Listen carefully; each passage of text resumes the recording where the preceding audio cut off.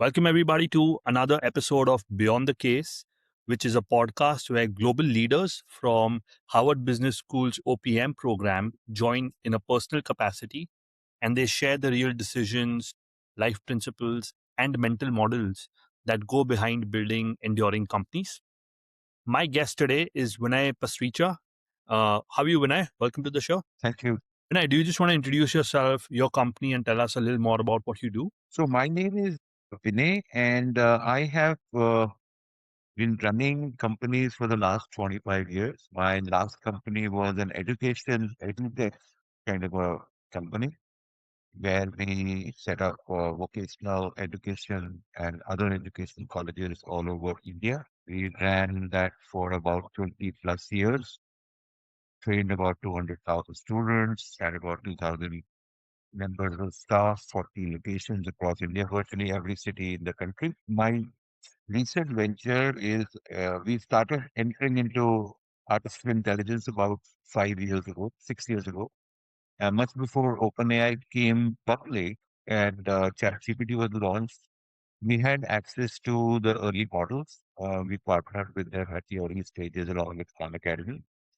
And we were able to, build uh, little business bots around the ChatGPT early models Mhm. almost 4.5 years ago, much before it became fashionable. We also partnered Microsoft at that stage when Microsoft entered ChatGPT. We were already Microsoft partners much before that. So we have been early adopters of Gen AI, and since then we have developed.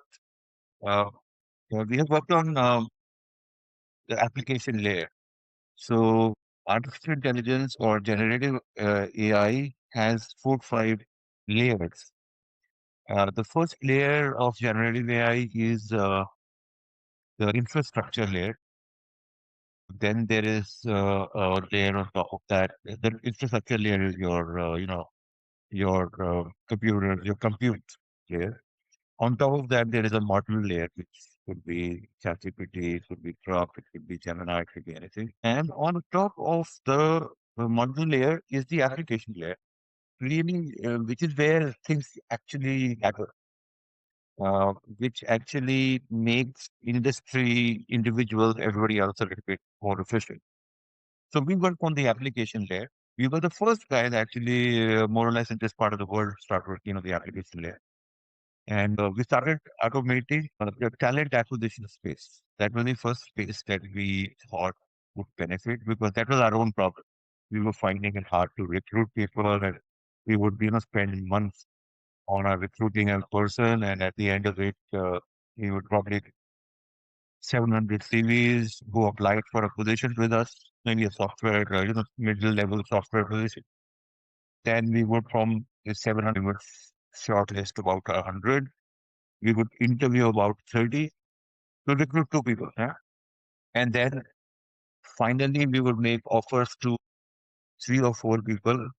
And many times we discovered that nobody joined. And we had spent 2 months in this process and, literally lakhs of rupees.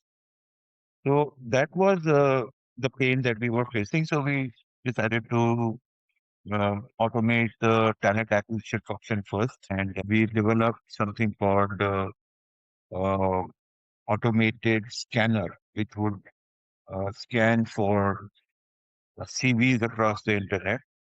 Then, once it has scanned for CVs, it would then shortlist CVs based on a certain job description. After it has shortlisted CVs, it would then, like a human being, read those CVs, read our job description, and then analyze how close they were to each other. This is what our recruiters were doing.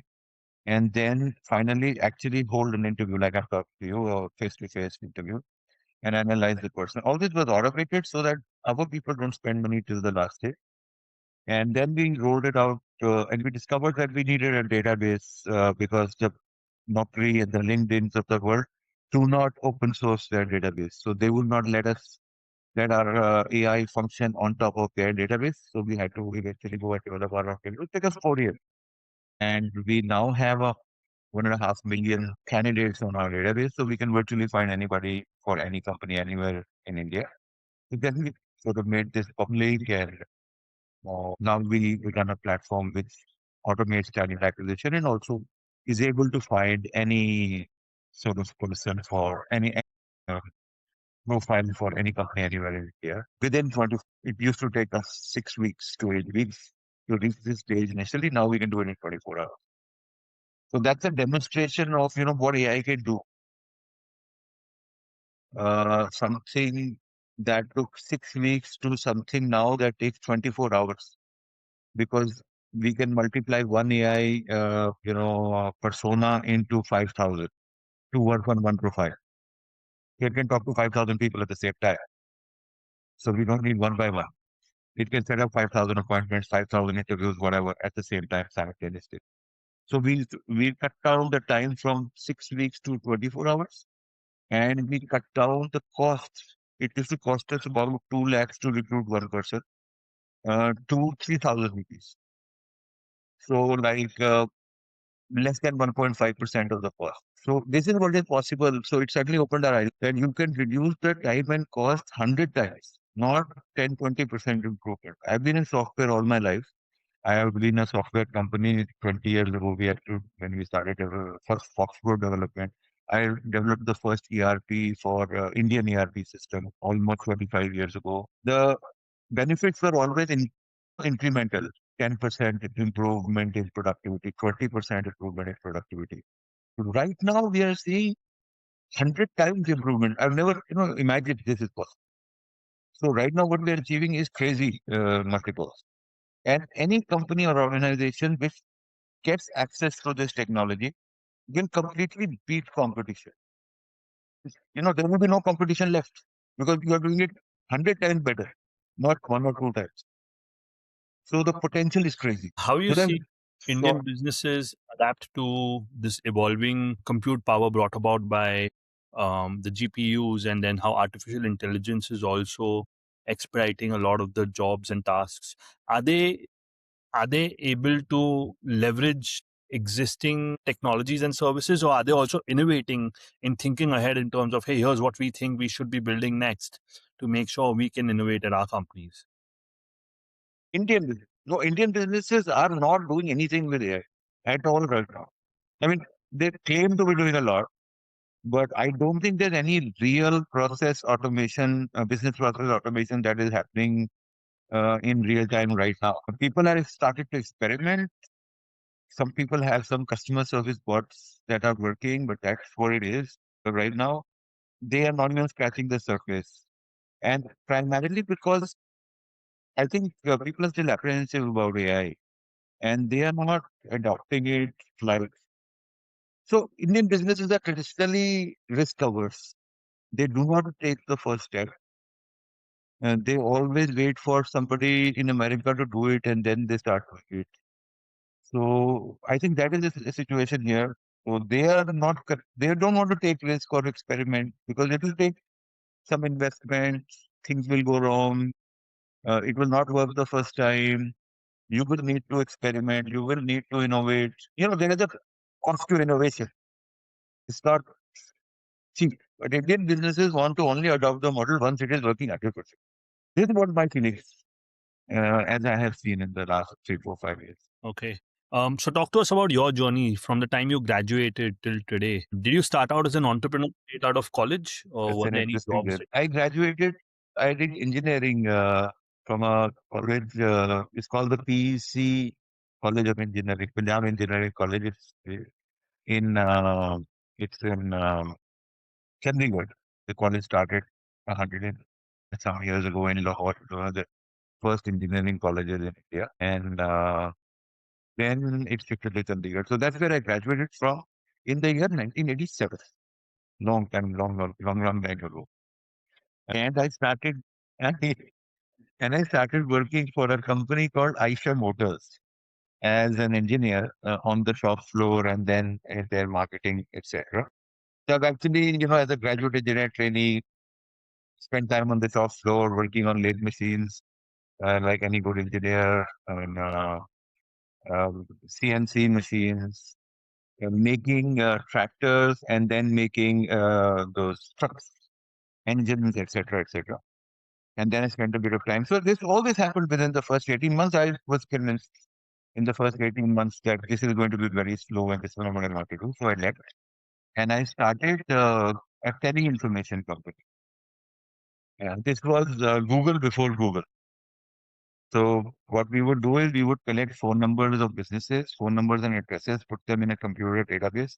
At that time, computers were like 20 MB was a huge hard disk. 20 megabytes was the biggest hard disk available. And the computer was called an XT, an extended technology computer.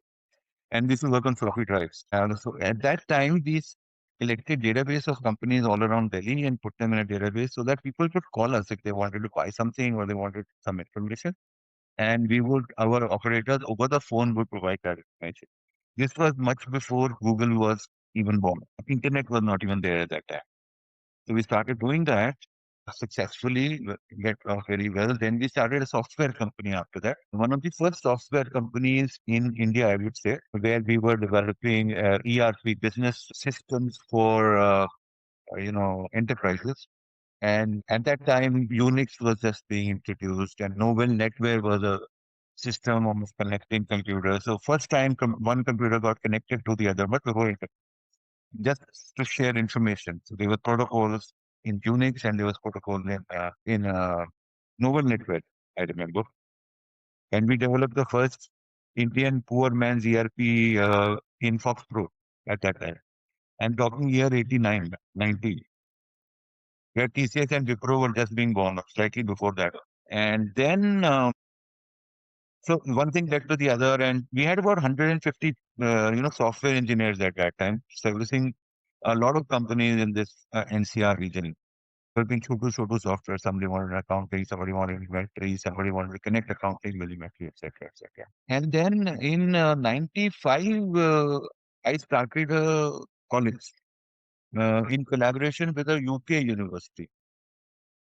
UK, I met them by chance at the British Council, and we just, having a conversation, and over a few beers, we were just, sort of imagining that how would it be to have this UK college operating out of India. And the vice principal was here at that time, and everyone said, he says, why not? It is possible to do it. And I said, really? He says, yeah, let me go and ask my board.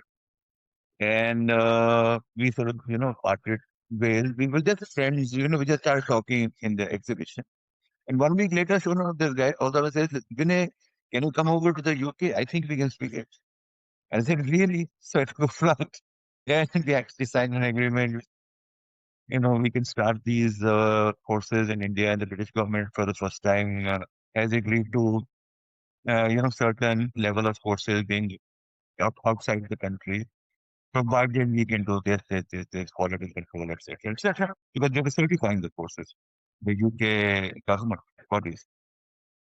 We launched in India. It was a huge success. We started in Delhi and then it, caught on like wildfire because people wanted this vocational education and we had mixed this with internship. So the person would join our course and then we could go to a company and say, would you take him as an intern for the duration of the course? So the course could be 1 year, 2 years, even 3 years.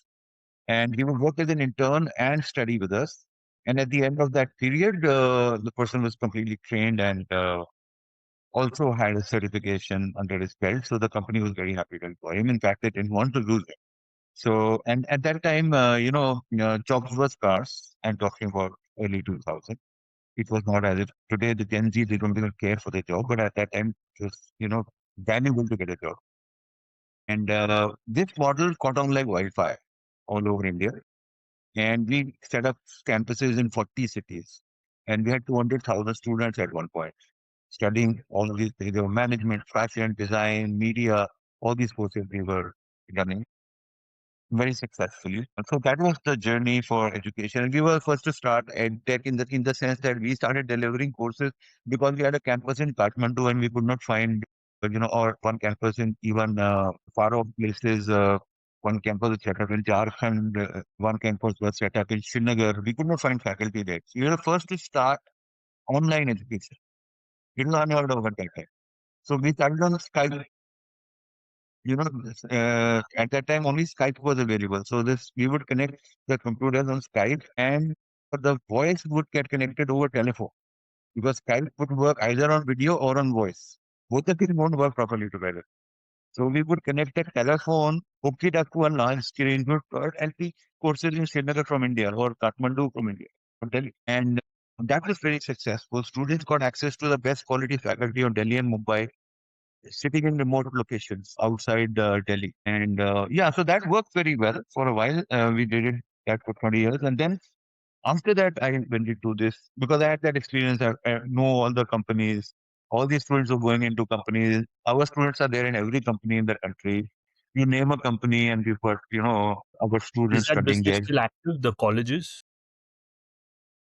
the education business, the colleges that you have in 40 different locations, is that still active? No, no. Now it is not active. We have slowly wound it down. 5 years ago, we started winding it down. Because there's so many universities now in India. There was a proliferation of universities in India. At that time, there was a shortage of university seats. But over time, every Tom and Dick and Harry has started a private university. We were not a university. We were a vocational education institution giving certificates and diplomas. Hmm. So students would prefer to go to a degree college and learn nothing, but still get a degree. So slowly our number of enrollments started declining. So 5 years ago we sort of it ran through its life cycle, and 5 years ago we sort of slowly walked it down. Because for the last 20 years I've been training students. Also in corporate we have been doing workshops for executives, corporate executives, which is called corporate education and corporate training. So I knew all the HR, I knew what the problems were, I knew why, what the companies wanted, what kind of manpower they wanted, and what were their issues, what were their HR issues. Every, recruiter was known to us because after all, we were placing our students with them. Then the students were there in all the companies. So I understood the process that people are important. I was not able to produce good people because the universities took over from me, but the universities are producing bad quality people, only theoretical knowledge we were imparting. So we get into the people's business, and that's how this new idea of using AI. At that time, we were experimenting with AI, so how to use AI to make it more efficient, the recruitment process, and especially the interview. Because the recruiter, front-end recruiter does not have access to the skills. Suppose I want a software engineer. He doesn't know how to interview a software engineer. He doesn't know what questions to ask. But the AI knows. So we developed the AI in such a way that it can ask questions. It can ask questions at any point and logical questions. Got it. Okay. So across your different businesses and your journey as an entrepreneur, Mhm. what do you believe has building companies taught you that no job could have ever taught you?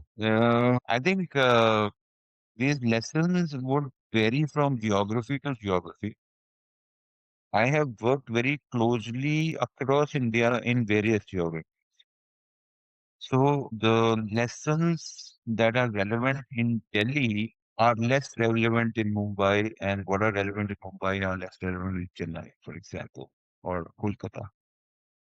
However, overall, what I've learned is that it pays to trust people on the job. The person who is on the front line, do not override him. It pays to go into his shoes and look at the business from his viewpoint. It may not be identical to yours. So, as an entrepreneur, we somehow develop the sense that we know everything. At some point, we develop this sense, if we are successful, that we know better, and that is dangerous. The person on the spot, for example, the person on the spot in Bangalore, who is heading your operation in Bangalore, he knows much better than you sitting in Delhi how to run that business from Bangalore. So I'm sorry, I can't give you, some kind of anecdote over there, but I can tell you that looking at it from the frontline soldier's point of view, the business is far more important. The understanding, empathizing with the guy, understanding the local situation. Because we are like, India is like different countries almost. People behave differently in Chennai than they do in Bangalore, than they do in Delhi, than they do in Kolkata. Absolutely.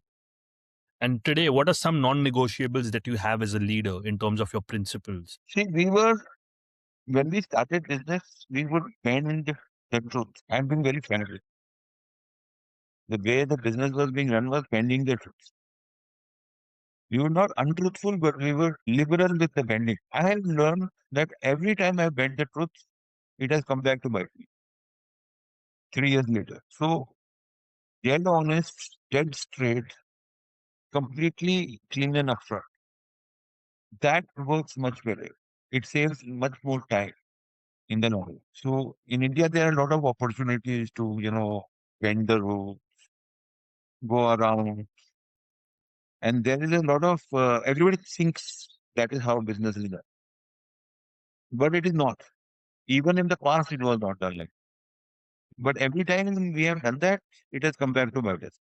Mhm. So that's a non-negotiable for me. Straight, straight, straight. Always straight. Thank you for sharing that. What is one belief that you might have had early in your career that you have completely changed your mind about today? Mhm. you know, I'm the smartest guy on the block. It doesn't work.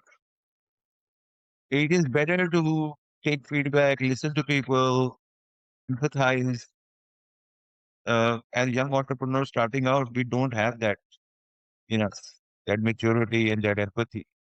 And that costs us a lot of hard, hard time as we go through business, because business is done in a different way totally. It is not about you. It is not about your ego. It is not about your intelligence also. No matter how intelligent you are, the most intelligent person can't run a business. No matter how right you are every time, doesn't matter. All these things are okay. It's good to have hygiene, but it's not the most important thing in the world. The thing in the world is how do you work with this human being who is implementing it? How do you make him implement better? So that's what I've changed. I've stopped going into the front line and fighting myself and saying, look, I can fight better than you. Initially, I would do that. No, I can do the telecall better than you. I can track this case better than you. I can manage it better than you. Of course you can. So what's the big deal? How does it help? If you can manage it better than your manager in Mumbai, it doesn't matter. The point is, you're not going to manage it. He's the one who's managing. Can you help him manage better? Can you empower him? Can you, whatever you do, want to do, so that he manages better? And he thinks he's doing it and you thank him for it. Don't take credit for his, success. That's what I have learned. Vinay, what led you to OPM and Harvard in your journey? At what point did you feel like stepping away from the business and taking those 3 weeks each year to go back to See, school? now this is going to be controversial. I would never have gone to OPM. Hmm. I got into engineering college. It was cool. Um, there was a competitive exam with 100,000 people with, less than 100 getting selected. So I went through a rigorous selection process for my engineering school. And in my university, I was among the top three, four. In my school, I was among the top one, etc., etc., etc. So all through life, I've been academically. So I didn't think I needed OPM. However, I had an investor in my company at that time who insisted that I have a budget for founder education, and you just have to go. So I said, listen, it's a waste of time. Literally, it's a waste of time. I don't want to go. But he insisted that please go, please go, please go. And literally, we had several discussions. I was forced to go. I'm paying for travel. I'm paying for the place. And out of my fund, why don't you go? I said, it's not about paying. What about my time?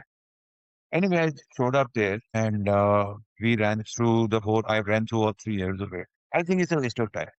I don't think they were able to add any value to me. The professors were like, they were speaking good English, but I'm not even sure they were better than what we were teaching over here in our management school. The level was very low. The level of other people was also very low. Those people, most of the people who came there were people who would not be even allowed inside a college in Delhi University because their marks were so low. Those are the kind of people who were my classmates over there. So this is controversial, but that's what the truth is. They were just buying a degree. buying scam, and the Harvard was selling a scam. That's what it is. If you could speak to a young entrepreneur today, a founder, what advice would you give them? In India, Yes, in India. I think, the advice I would give them is that depends on what area they're looking at, what type of founder it is. So basically, in India, it's tough to set up a real business if you are not well funded initially yourself. Do not expect funding for any real business. Most of the businesses that get funded in India are samosa shops. Most funds are available for one store that's done well is now set up rocket stores. Sell one samosa that makes profit, sell 100 more samosas. But for real businesses where there is technology involved or where there is something that you are doing which is different and real technology business, there is no money available, so you should have your money yourself. Do not assume you will get something for real technology business. That is the first. A lot of entrepreneurs, start off with stars in their eyes, thinking that somebody will fund me because I'm doing a great product. Nobody will fund any new thing in India.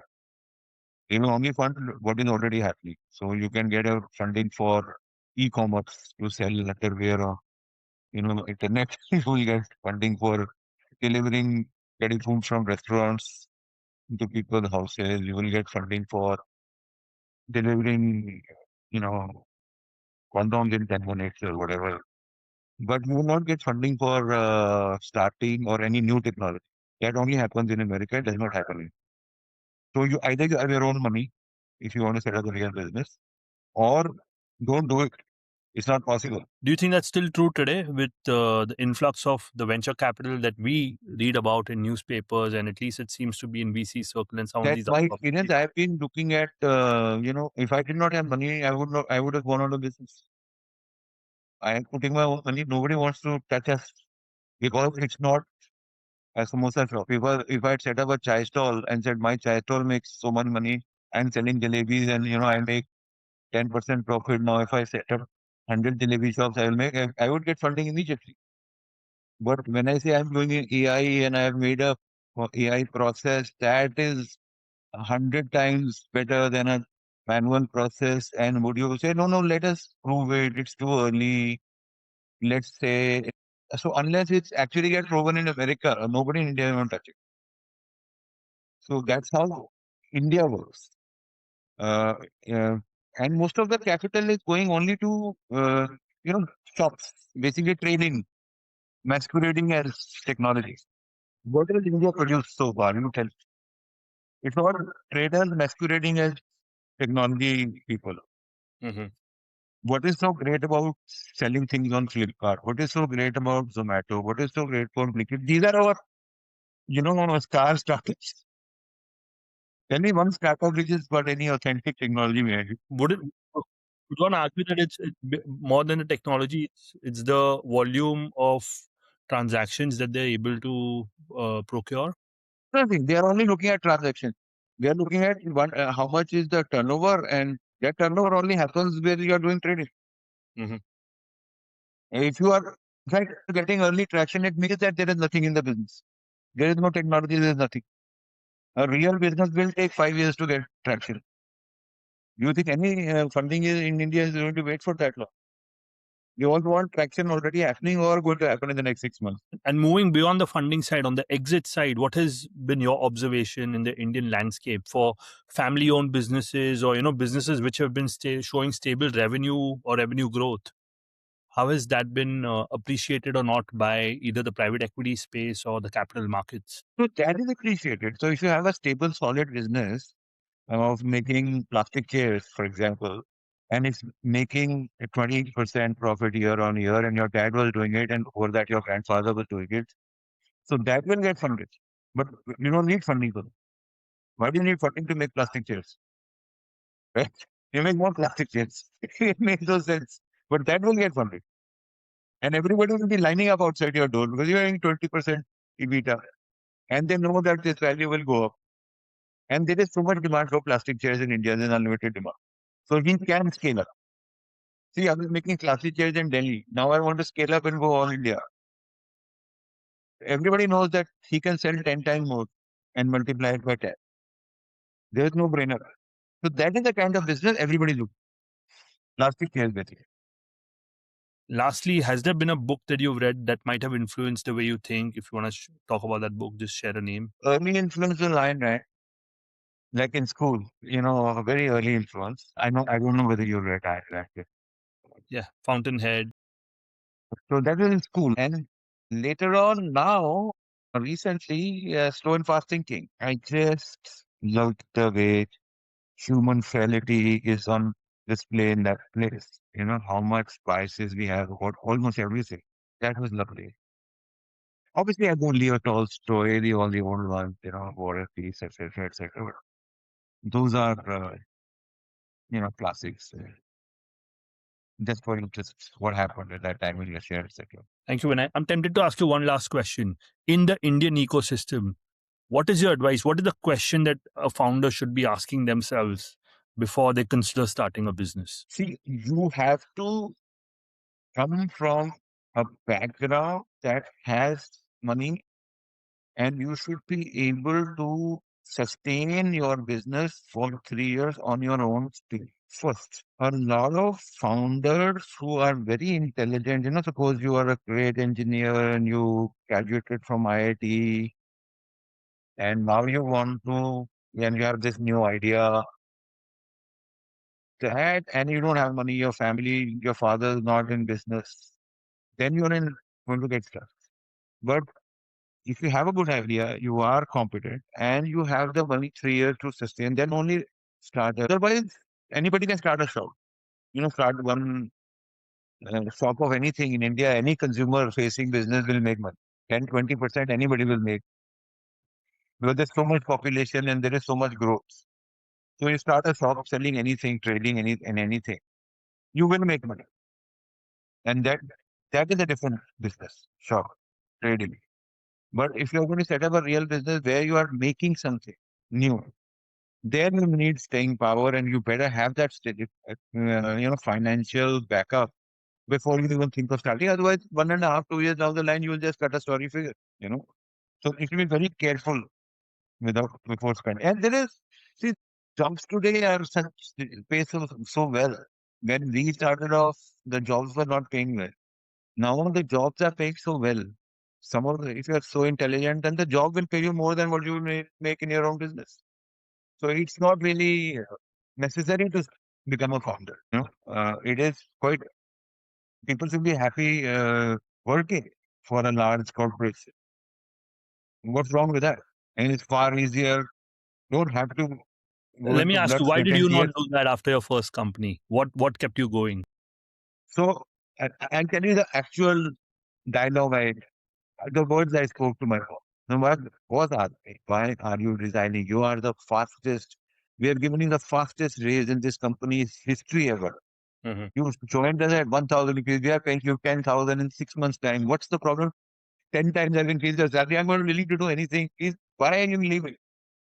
I said, listen, you did your engineering from IIT, and my boss was from IIT. How much are you earning today for? And at that time, his salary was 10,000 rupees after 15, 16 years of service. And I said, your boss, he is also from IIT. He is earning 20,000 rupees. He is almost close to retire. I am not going to be stuck in this room. It's too little money for me. I want to make that. I said that chai wala downstairs, no, chola who sells chola downstairs in our office. Make more than both of you put together. That is the situation in India. So I said, I don't want to get stuck in this loop of low income. So I want to do something which makes me more money, simply. And that is exactly what I told him. And he agreed. He said, yeah, you're right. Please go. I will support you. Well, Vinay, you've given us a lot to think about, so I appreciate all the frank bits of wisdom, and thank you for sharing your journey as well. Appreciate that a lot. It's been a pleasure speaking with you. Thanks, Sohin. Thanks, Sohin. It would take a lot of courage for you to put up whatever I said.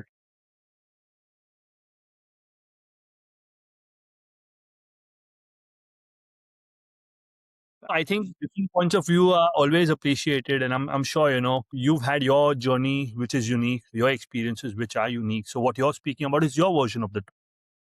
Correct. So I do appreciate you having the courage to speak about that. Thank you very much, Vinay. Thank you. Thank you so much, sir. Yeah. Have a Thanks. good Bye. one. Bye.